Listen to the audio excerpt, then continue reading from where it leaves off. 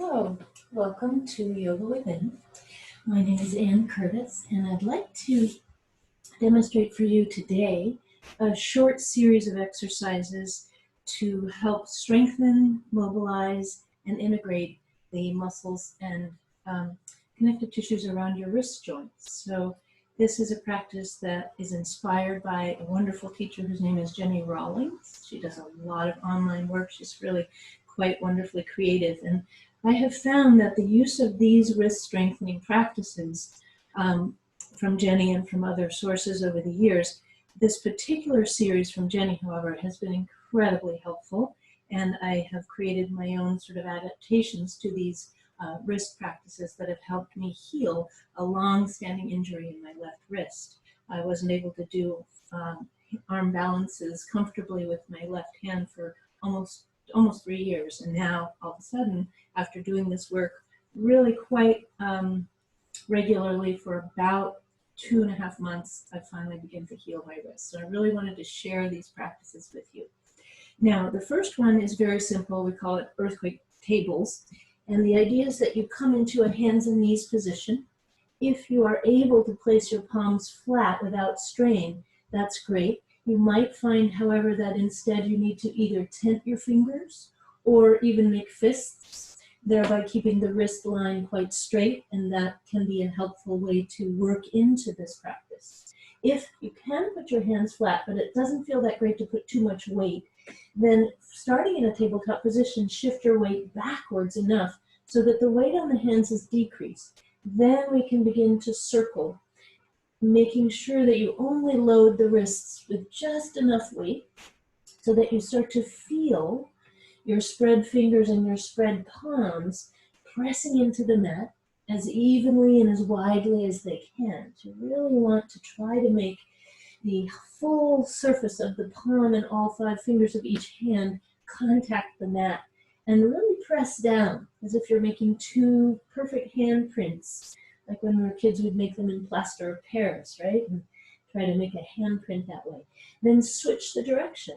And once again, to modulate it a little bit here, I'm showing the version where my hips are way back, more over my heels, and not letting much weight shift over my hands. If, though, over time you discover that you can add more weight, that's ideal, yeah? So that's what we want, is to begin to change the angle of the arm at the shoulder and thereby change the angle of the arm at the wrist, yeah? So loading the wrist joint in this variety of angles and with this changing degree of pressure. And then we go the other way. Okay, so maybe 10 or 12 times each direction, and you can do this each day. And then from there, what I like to do is move into wrist extensions. I'm going to turn to face you now because it might be a little easier for you to see. And you can do this forearm resting practice either on the mat, the floor, or on blocks. I like to do it on blocks simply because it gives me a little bit more height to work on. The blocks go about shoulder width distance. And we start by pressing the forearms into the blocks. I'm on my hands and knees, but I could bring my buttocks right up underneath me and sit on my heels if that were better. I do like to do a tabletop variation. I reach my fingertips up towards the ceiling and press my forearms down into the blocks. I'll shift to the side view once more so you can see what that looks like. I have the blocks on any height, doesn't matter.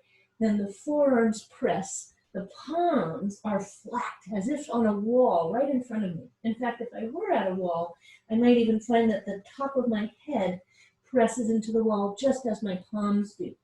And then if you'd like, you can add on to this. You do not need to, but for some it's more entertaining to pull the hips back. Perhaps you can even lengthen completely through the elbows, but we want to try to keep the forearms on the blocks.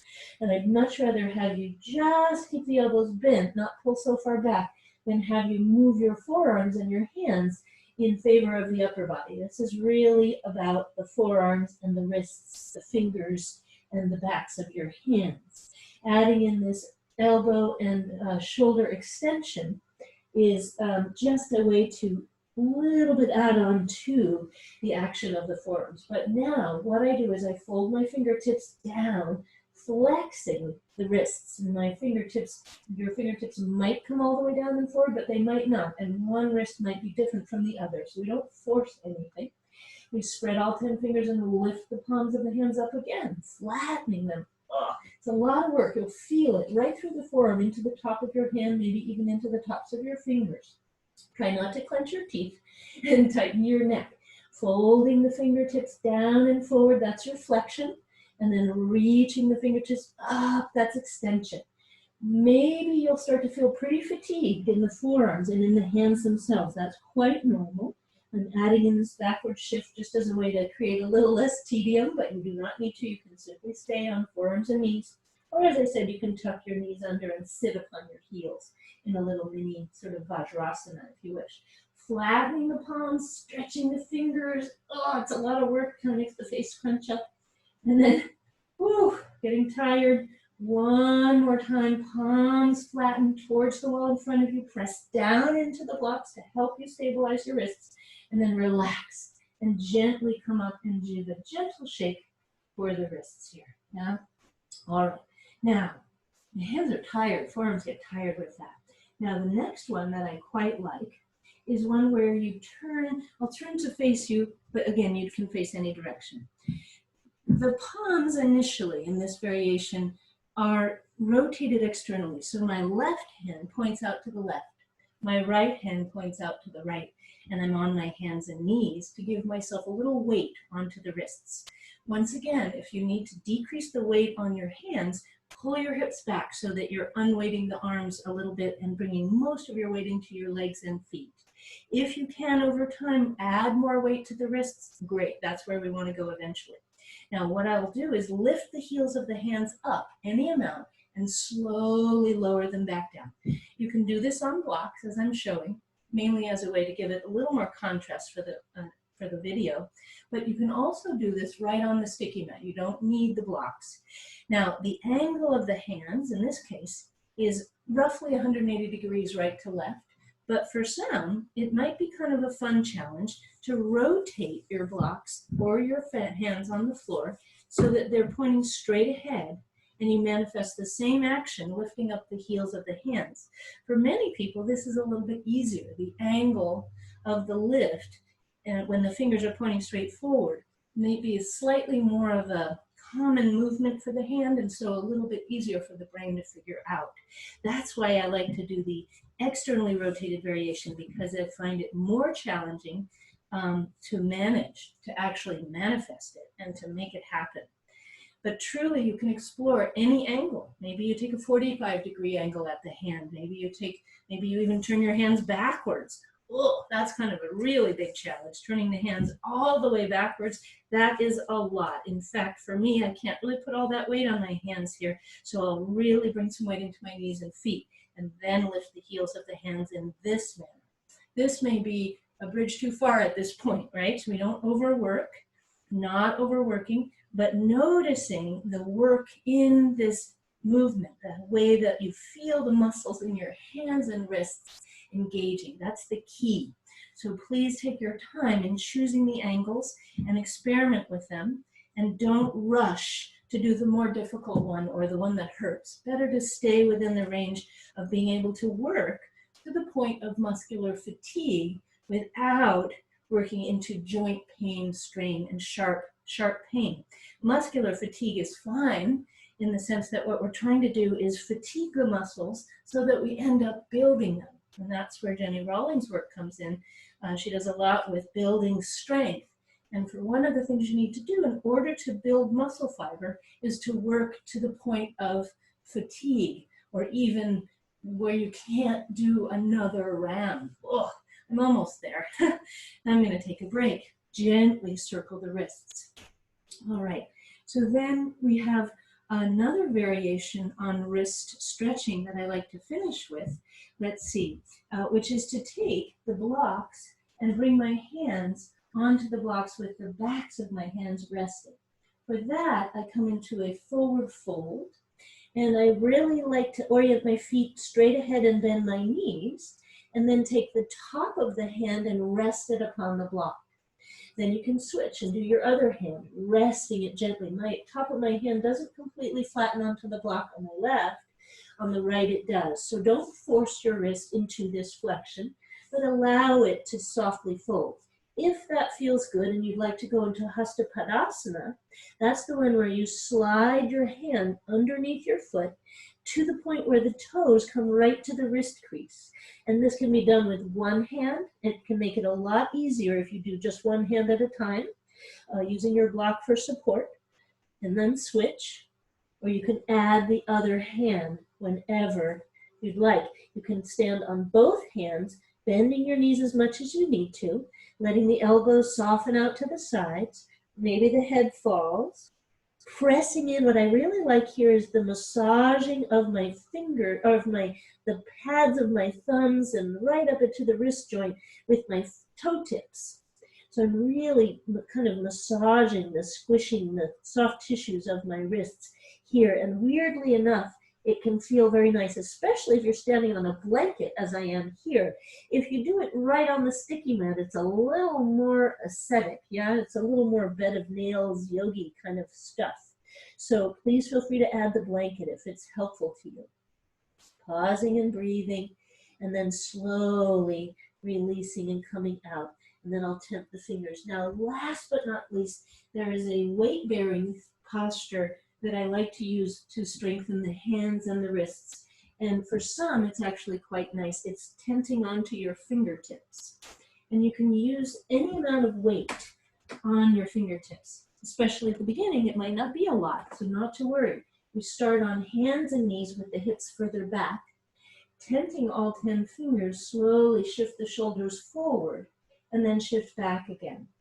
The further you shift forward, of course, the more weight you're putting on your fingertips. And you want to make sure that you're not letting your fingers do so much work that it's causing strain or pain. You want to feel quite strong. Now, if you'd like to come into plank, you can start with one foot back. That's already loading the fingertips more than a hands and knees position would be. And I'll switch legs, okay? And then I could switch and come into plank with both feet back, tenting up onto my fingers.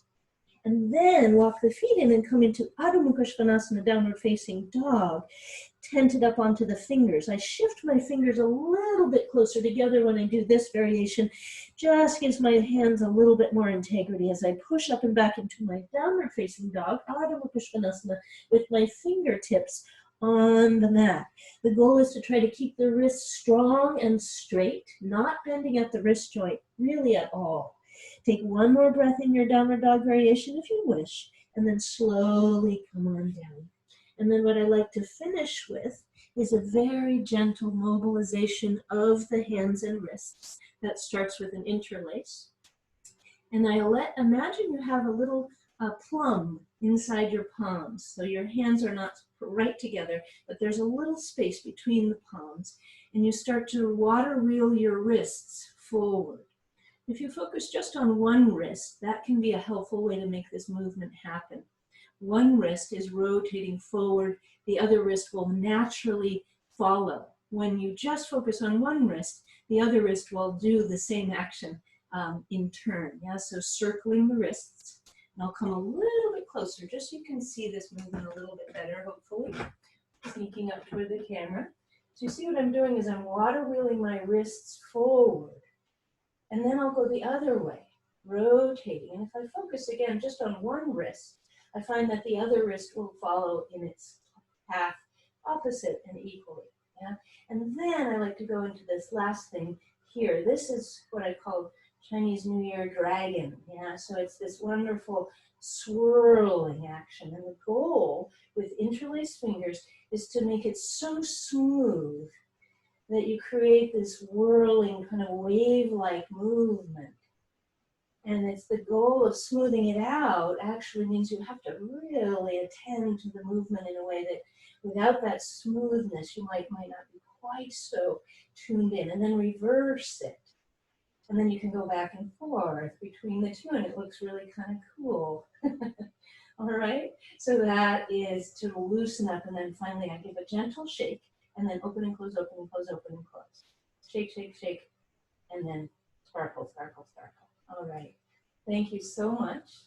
And I hope that you can work this practice anywhere from 2, 3, 4 times a week, varying the number of times you do these exercises and varying them in any kind of creative ways that you can come up with. So thank you for joining me.